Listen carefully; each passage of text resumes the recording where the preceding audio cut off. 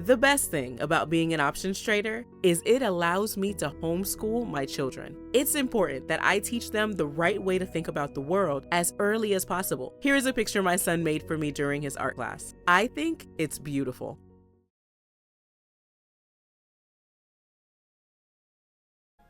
Let's look at Exxon Mobil Corporation, which is up 60% year to year. Let's look at Occidental Petroleum Corporation, which is up 124% on the year. Let's look at Chevron Corporation, which is up around 61% on the year. Now understand that all three of these US-based energy companies are well up on the year. I would say that ExxonMobil is trailing. Occidental Petroleum is really up on the year, with Chevron somewhat in the middle of the pack. However, if you look at a lot of the conservative entertainers, the narrative that they're giving about the oil or really the industry, the energy industry inside the United States would be this. Biden is chasing windmills. Joining me now, energy expert and Power the Future Executive Director, Daniel Turner. Welcome back, Daniel. Thank you for having me, Kennedy. Great to be here. So if the president isn't going to Saudi Arabia on bended knee, begging the kingdom for dirty gas, he's blaming Putin. So if you're blaming Putin, you don't have to do anything. You certainly don't have to acknowledge your failures on energy policy. Yeah, he doesn't have to acknowledge that he has implemented a myriad regulations, punishment of the investors in the fossil fuel industry, land access has been denied, right? So this is a cause and effect. He put in lots of different causes. He doesn't want to deal with the effect. But going to Saudi Arabia is interesting because it does acknowledge that we need a supply increase, right? He recognizes that the only way to lower prices is to increase the amount of oil in the global market. But why do the Saudis get to drill more for $120 a barrel and not Alaska or New Mexico or America? You'll see he never says anything about increasing American production. He'll say things like, I'm going to lower gas prices, or I'm going to, but he never once talks about increasing oil production in America because the Greens won't allow him to do that. Joe Biden believes if gas is $5 a gallon or $6 a gallon or $10 a gallon, that if he imposes enough pain, that eventually everyone will have this epiphany and get rid of that truck or get rid of that minivan, and everyone will go buy an electric car. The angle does not disagree. Now, the Biden team chose to cancel oil leases, to stop Keystone, ramp up all those regulations. They greenlit a proxy war against Russia.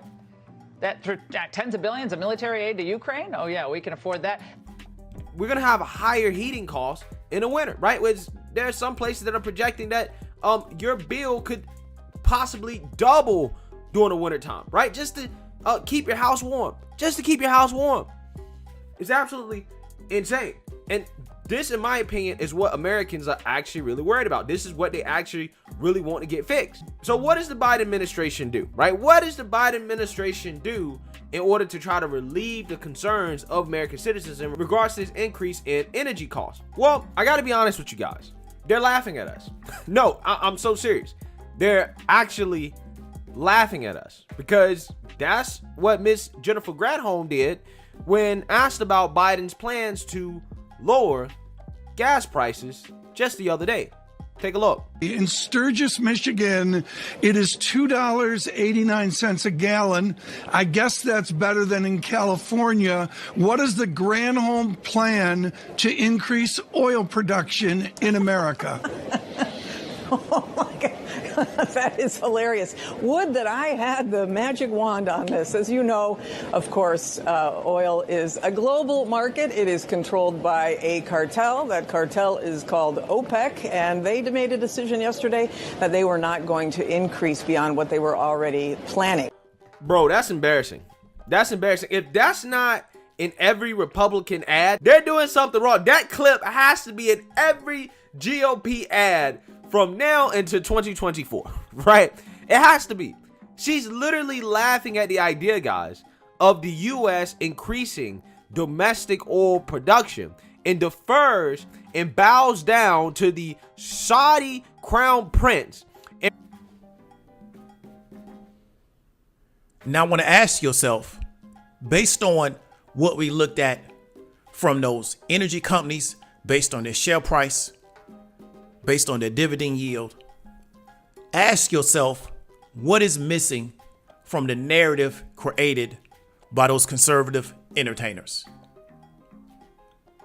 The first narrative, or the first piece of the puzzle that will be missing, is how markets actually function.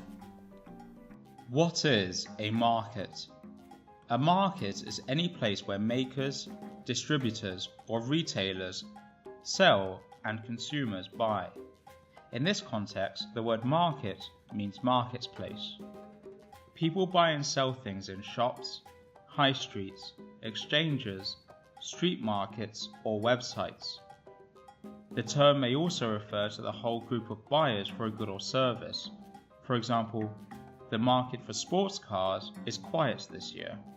Businesses that operate in markets are usually in competition with other companies. The other companies or rivals offer similar goods or services. When the press or TV reporters talk about markets plummeting or going through the roof, they are usually referring to the price of shares, commodities, or other derivatives.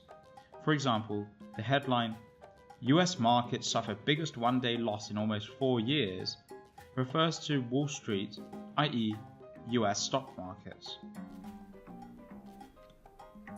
The next piece of the puzzle that will be missing is who really controls the energy or the oil market. Now, when we're looking at the oil market and we're talking about who really controls the energy or the oil market, let's first look at supply and demand. And reason why we look at supply and demand first is because it's fundamental to every market. As long as a outside force does not try to influence or intervene in supply and demand, we pretty much can always understand the direction the market is going and why it's going in that direction. And therefore, to really understand, right, what is going on in the energy or the oil market, you need to understand the fundamentals of supply and demand.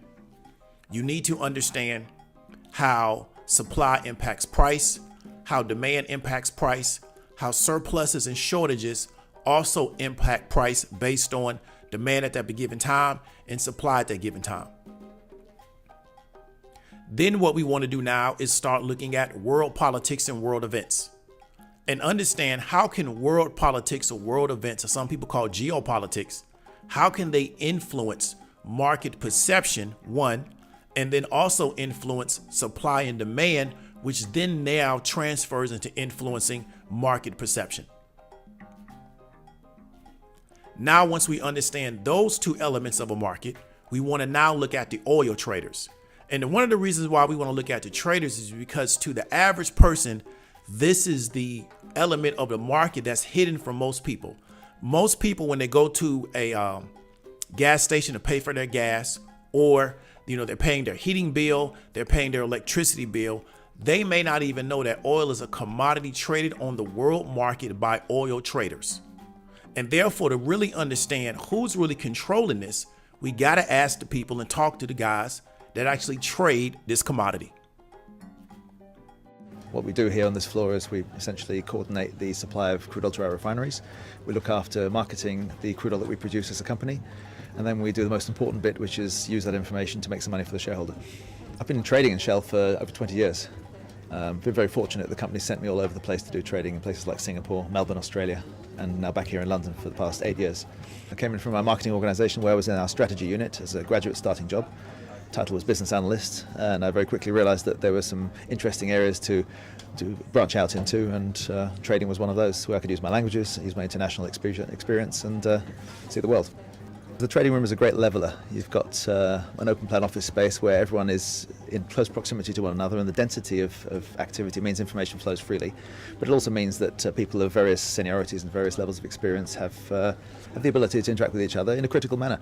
So if I see a headline and I exclaim that I think it's bullish, somebody can disagree with me and say, no, Mike, actually it's not. And that's just fine. And it's quite unique to this business. I left university, did a management degree in Manchester and joined 6 years ago.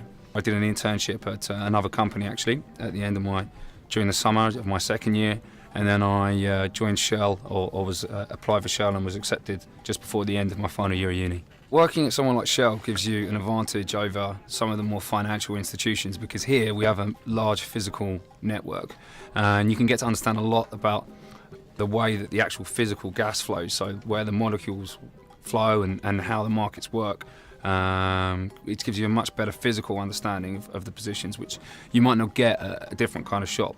So if you are interested in learning sort of that side of the business, which is extremely important in understanding what happens at the market, then I would say Shell has a big advantage in that over some other shops. I mean, I started off working as an analyst, which gave me quite a good fundamental understanding of the way that the gas flows worked and the supply and demand balance. That's very important for understanding what's going to happen in price. And when we're making our trading decisions, we use that information a lot in order to help us to decide when we should be buying and selling. Now that we have a better understanding of kind of the elements of the oil market, some people also call it the energy market, the question we want to ask ourselves is, why would oil corporations or energy providers, why would they want energy or oil to get less expensive at this current time? They're coming out of the pandemic in which consumption had gone down because people were not as mobile. They weren't moving around as much. The travel industry was really, really contracting. They're now in a particular cycle where they're able to drive a large amount of revenue, a large amount of earnings, drive that value back to their shareholders. Why would they want to increase supply at a point to where the price of oil becomes less expensive, which therefore can decrease or contract the amount of value that they can return to shareholders? Let's also consider things like capital expenditure. What does it cost to drive new production? There's an old story about a gold mine, and somebody says, hey, I got a gold mine that's worth $10 million, right? The value, the estimated value of the gold in the ground is $10 million. The downside is it's going to take $30 million to extract it. And therefore, that's what I really want to encourage you, is that when you're looking at these kind of issues, understand what capital expenditure is, understand what capital budgeting is, and understand what is the cycle of extraction. What is the cycle of building out the capacity to extract or the capacity to refine? We're going to go into that a little bit later in another segment, but I want you to understand, if the oil corporations are coming out of a cycle in which they were contracting because of geopolitical situations, because of world events, because of a decrease in demand, which means they no longer they can no longer necessitate or create a business case to supply at a certain level. Now things have changed. Why would they destroy their own demand? And these are the questions you want to start asking yourself so you can really understand how to navigate these markets effectively.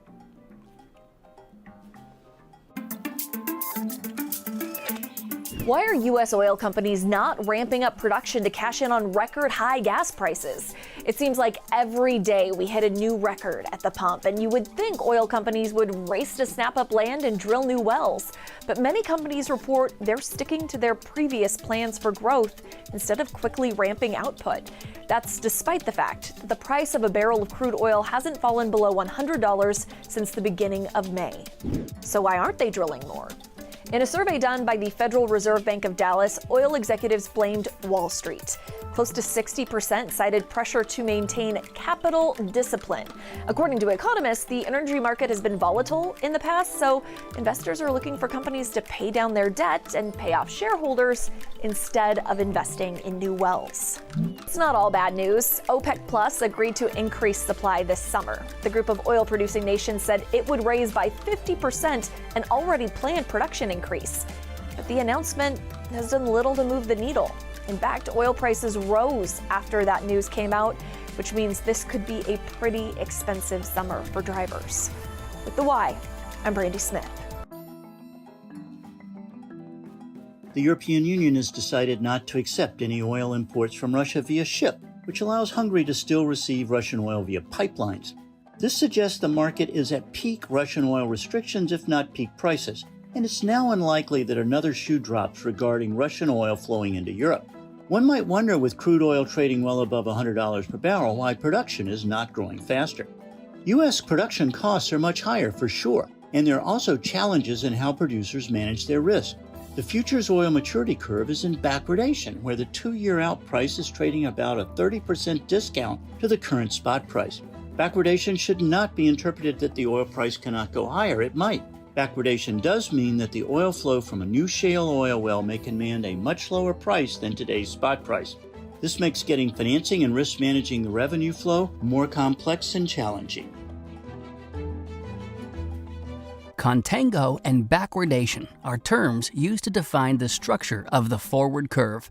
When a market is in contango, the forward price of a futures contract is higher than the spot price. Conversely, when a market is in backwardation, the forward price of the futures contract is lower than the spot price. In the chart below, the spot price is lower than the futures price, which has generated an upward sloping forward curve. This market is in contango. The futures contract are trading at a premium to the spot price. Physically delivered futures contracts may be in a contango because of fundamental factors, including the storage costs, the financial cost, also known as the cost to carry, and insurance. The futures price can change over time as market participants change their views of the futures expected spot price, and so the forward curve changes and may move from contango to backwardation. In the chart below, the spot price is higher than the futures price and has generated a downward sloping forward curve, or inverted, which is in backwardation. The futures forward curve may become backwardated in physically delivered contracts because there may be a benefit to owning the physical material, such as keeping a production process running. This is known as the convenience yield, which is an implied return on warehouse inventory. The convenience yield is inversely related to inventory levels. When warehouse stocks are high, the convenience yield is low, and when stocks are low, the yield is high. Over time, as the futures contracts approach maturity, the futures price will converge with the spot price. Otherwise, an arbitrage opportunity would exist. Energy stocks have gone bananas over the past few months because of some of the issues we discussed earlier in this video. Investors in energy stocks are receiving the massive benefits of being owners of a company that produces a product that is in high demand. Many other energy companies also pay a dividend, so they reward the owners with not only the capital gains, but also a cash payout based on the dividend payout schedule. And what I really want to encourage you to do is when you're looking at these type of issues, dealing with energy, dealing with really any type of commodity, I want to encourage you to look at the overall market. What are the market forces? What are some of the factors that are impacting the market? And not just look at it from a consumer standpoint. Okay? And when you can kind of understand it from an ownership standpoint, from a trader standpoint, from an investor standpoint, you can get a different perspective on what is actually making this market function the way it's functioning. Now, what we're getting ready to do as we close out is we're going to show you an interview from Bloomberg with the CEO of Chevron. And the reason why I want to have you watch this interview is because I believe that you can get a much better perspective of how a CEO of a company whose goal is to make sure he returns value back to his shareholders, what are his plans to continue down that road, but also mitigate the risk associated with the business activity and make sure they maximize profit, but also shareholder value. Go ahead and check that out. Where are we in this cycle? Well, we've seen a cycle that frankly is different than past cycles. In the depths of the pandemic, demand collapsed at a rate we'd never seen before. And activity contracted because it had to, and there was no demand for incremental production. We were looking for ways to store production that the world really didn't need. And now we've seen the reverse of that and a dramatic increase in demand, economies that have largely reopened, but not completely yet. So no sign of demand destruction yet, based on where we've been? No, quite the opposite. We're still seeing real strength in demand. We're seeing, international air travel is the strongest since before the pandemic. China still has a ways to go. So a lot of signs that demand continues to be very strong. And demand typically in our industry moves faster than supply in both directions. And we saw that in 2020. We're seeing that today. So in terms of supply, you are working hard in the Permian. Your production is looking to be 17% or 15% increase, right? If I said to you today, pump more, literally, could you? I couldn't pump more today. The incentives today are to pump as much as you can. And the decisions that lead to today's activity were made 2 years ago. And there are lead times in all of these things. It's land work, it's permitting, it's roads, it's infrastructure, it's drilling rigs, completion crews. There's a lot that goes into planning and executing production growth. Last year was the highest year of production in the history of our company. First quarter this year, we were up 10% versus first quarter a year ago. So we're doing our part to meet this growing demand, but it's not instantaneous. It requires a longer lead time. Even in the shorter cycle portion of our activity, it doesn't happen quickly. So if we pretend that maybe it could, where's the biggest bottlenecks? Is it sand? Is it labor? Is it wages? Is it transportation? Like, where's the problem? In the U.S., in particular the Permian Basin, where there's the most activity, it's all of the above. During the pandemic, operators, shut activity down. The companies that support our work had to do the same. Workers left and went to other parts of the country. Rigs were stacked up. Those that were still in the field, when they had maintenance issues, you took parts off of rigs that were in the yard. So all of those things now need to be reversed, and so there are very real constraints. I mentioned earlier, we plan our work and then work our plans. So our plans to continue to grow were laid in place even back during the depths of the pandemic. But to incrementally change that right now, there is a lot of work that has to happen and a lot of constraints that have to be solved for. Like, it wouldn't matter how many times the stock hit a 52-week high, or it wouldn't matter like what the oil price was, is what you're basically saying. Yeah, the price of the day doesn't influence our capital decisions and our activity. We have a long-term view on supply, demand, markets, technology, policy, and that's what sets our capital spending. We've been very disciplined with our capital spending. We've laid out a plan to our shareholders that says within a pretty narrow range of capital activity, we can grow cash flow, we can improve returns, and our production will also grow. And so we're on that path, and we've stayed on that path. And executing that with discipline is really important for companies like ours. And so to deviate from that because the price today is higher, the price 2 years ago was low, is really not how we run our business. We see our way through cycles. It's always been a cyclical business, and so we continue to take a longer view on how we set activity. We'll get to the policy part in just a second, but on costs, I know you've sort of looked at costs and how they're going to increase this year. What's your visibility into next year? Do you have an idea of what your cost inflation profile is going to look like? We're working on that now, Alex. We're pretty well covered this year because, again, the contracts and all the things that go into our activity were really established, quarters back. As we look to next year, we're working with suppliers. We're looking with, the people that supply goods, services, inputs to us. And there is, the inflationary pressures that the economy sees are certainly present. We have strategic relationships with a lot of the people that we work with. We didn't bring our activity to zero during the depths of the pandemic. We kept work underway. We have a longer-term contractual relationship. So we have some ways to manage those costs, but clearly the pressures are up across the entire economy, and our industry is no different. Double digits? Do you know yet? It's early to say. We're right in our planning process right now, so it could be high single digits, could be low double digits. It varies around the world. Certainly in places like the Permian, where there's a lot of interest and activity, you can feel more pressure than you would in other parts of the world and other types of activity in our business. Well, let's stay here in the U.S. for just a second. So obviously, it doesn't matter how much oil you guys can really pump, because the real crisis is in the product market, and that's really a refining issue. There are just not as many refiners running as there were 10 years ago to create the product. So on that point, I spoke to Secretary of Commerce Gina Raimondo yesterday, and I said, have you been talking to executives? What's that conversation like in terms of creating more products? And this is what she had to say. That we can, including, working with the private sector to increase supply of energy sources. Have you talked with the administration recently? I've not spoken to the administration recently. I expect that I will. I'll be in Washington next week, and I hope to meet with people there. I've spoken to the administration over the past several months. But you're right about these bottlenecks in refining.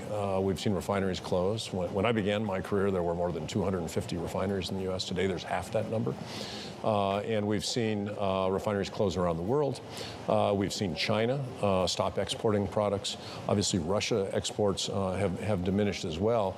And so many of the sources of product, that normally flow into markets markets have been constrained, and we're seeing very strong demand, as I mentioned earlier, and that's resulting in a lot of upward pressure on prices. So if you go and talk to President Biden or the White House next week, what would you want to tell them? Because in essence, no matter what price signals you're getting from the market, the world is moving to phase out the products those refiners would use. That places you in a tough spot.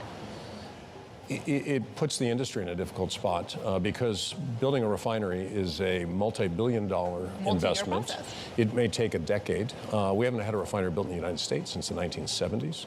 My personal view is there will never be another refinery built in the United States.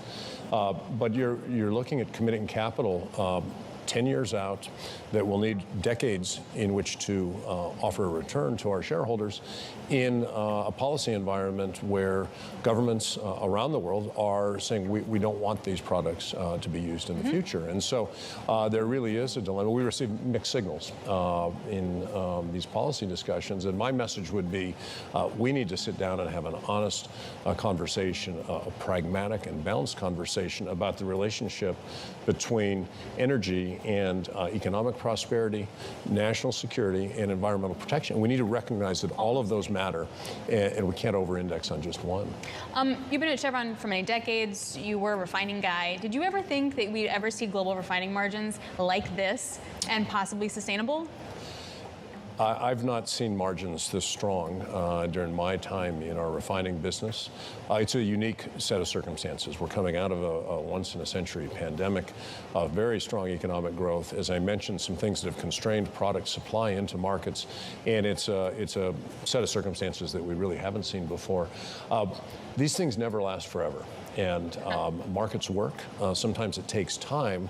There's an old adage, the cure for high prices is high prices. And the reason some of these sayings are around is because they're actually true. The price signal suggests producers should produce more, consumers should consume less, and eventually that dynamic does bring prices back into a lower range. Do you think we could ever be in a world where we're going to have to ration gasoline? There was reports about potentially that happening on the East Coast. Like, literally, could that actually happen this day and age from where you see it?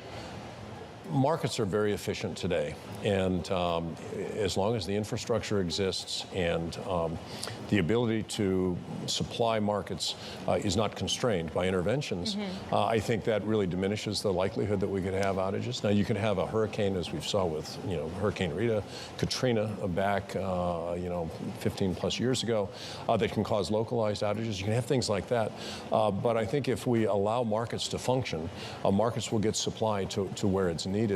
But interventions in markets that are sometimes well-intended can create unintended consequences, and that's where outages, the likelihood could go up.